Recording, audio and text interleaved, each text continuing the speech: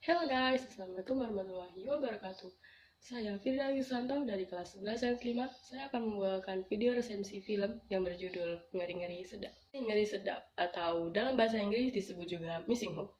Film yang dirilis pada 2 Juni 2022 ini disutradarai oleh Benedion Raja Gugup. Beliau juga menyutradarai film yang terkenal, yakni Ghostwriter. Film yang berdurasi 1 jam 54 menit ini diproduksi oleh dua produser ternama, yakni Ernest Prakarsa dan Dipa Andika. Mereka mendirikan perusahaan rumah produksi yang bernama Imaginary. Dan Ngeri-Ngeri Sedap sebagai film pertama yang dirilis oleh rumah produksi tersebut. Film ini diangkat dari sebuah novel yang berjudul Ngeri-Ngeri Sedap yang diterbitkan oleh Bukune dan ditulis oleh Benedion Raja Gugup yang sekaligus menyutradarai film ini. Sebelum kita ke latar belakang, kenalan dulu yuk sama pemainnya. Yang pertama, ada Arswendi Bening Suara Nasution sebagai Pak Dom. Yang kedua, Tika Panggabean sebagai Mak Dom. Yang ketiga, Boris Bokur sebagai Dom. Yang keempat, ada Giga Pipita sebagai Sarma. Yang kelima, ada Lolox sebagai Gabe.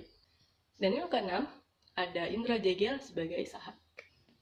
Latar belakang dirilisnya film ini yakni Benedion mengaku sudah lama ingin membuat film dengan latar belakang keluarga Batak. Apalagi ketika beliau melihat film Cek Toko Sebelah milik Ernest yang disukai banyak orang. Bagi beliau, kehidupan keluarga Batak itu sangat personal. Dia juga memiliki latar belakang budaya tersebut. Saya akan menceritakan isi dari film Ngeri-Ngeri Sedap. Pak Domu dan Mak Domu memiliki 4 orang anak, yakni Domu, Sarma, Gabe, dan Sahat. Sarma tinggal bersama orang tuanya, sedangkan yang lain ini itu merantau ke luar kota sesuai dengan karirnya masing-masing. Karena orang tuanya rindu dan menjelang sebuah pesta syukuran khas Batak, kedua orang tuanya ingin anak-anaknya pulang, namun terhalang oleh dilema. Domu ingin menikahi seorang wanita Sunda, namun dilarang oleh bapaknya. Menurut bapaknya, itu menyalahi aturan adat. Lalu Gabe, dia memilih menjadi seorang pelawak, meskipun dia sudah dikuliahkan tinggi oleh bapaknya menjadi sarjana hukum. Kemudian Sahat, ia ingin tinggal di Yogyakarta menemani Pak Pomo seusai kuliah dan dia tidak ingin kembali ke rumahnya. Pak Domu dan Mak Domu pun memutuskan untuk berpura-pura ingin bercerai agar anak-anaknya pulang ke rumah.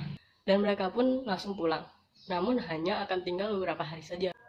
Ibu Pak Domu mengatakan kepada cucu-cucunya bahwa ia sudah mengetahui masalah tersebut. Kemudian beliau menyuruh cucu-cucunya untuk tinggal hingga acara tersebut selesai. Sehari setelah acara tersebut selesai, mereka pun membahas kembali. Namun Pak Domu menghakimi secara sepihak kepada anak-anaknya agar mereka menuruti kemauan Pak Domu. Kemudian anak-anaknya pun sepakat bahwa jika tidak ada ujung, mereka akan tetap kembali pulang karena kebutuhan karirnya. Tiba-tiba Pak Domu memulai argumen yang membuat semuanya marah atas ideologi patriliannya.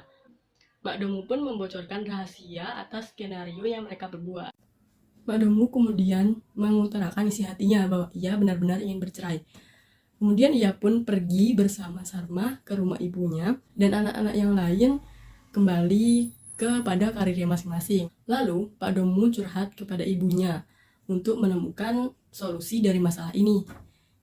Ibunya mengatakan bahwa anak-anaknya tidak harus selalu mengikuti perintah bapaknya.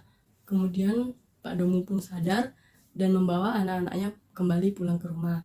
Dan mereka sekeluarga kembali pulang ke rumah karena Pak Domu sudah mengikuti apa kemauan anak-anaknya. Kelebihan dari film ini yakni visualnya menarik karena mereka menyajikan kenampakan-kenampakan alam yang ada di Sumatera Utara dan tentunya itu sangat indah sekali. Kekurangan dari film ini yakni terdapat istilah Batak yang tidak ada terjemahnya, jadi itu dapat membuat orang kayak merasa kebingungan gitu. Dan film ini tuh tergolong membosankan karena alurnya yang mudah ditebak. Film ini bagus secara keseluruhan konsep. Film ini juga mampu memainkan emosi penonton karena sikap seorang pemeran utama yang merasa bahwa dirinya selalu benar. Film ini direkomendasikan kepada para remaja yang berencana untuk merantau atau jauh dari kampung halaman agar mereka tidak lupa akan kampung halaman mereka. Sekian dari saya, selebihnya mohon maaf. Terima kasih. Wassalamualaikum warahmatullahi wabarakatuh.